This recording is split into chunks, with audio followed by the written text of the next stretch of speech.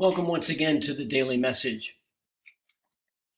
As I mentioned yesterday, throughout this week, I'm going to be offering up for our reflection and prayer some of those people whom we should be especially remembering during this time of the coronavirus pandemic.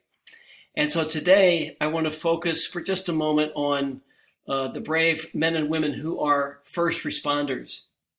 These are people who are not allowed to stay home, who can't stay home.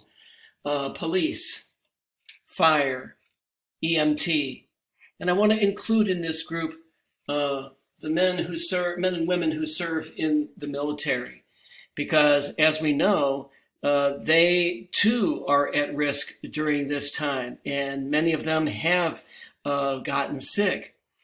And so we pray for these men and women who risk their lives not just during times of pandemic, but who risk their lives for us every single day in order to serve and protect us. And so for all first responders, we pray to the Lord.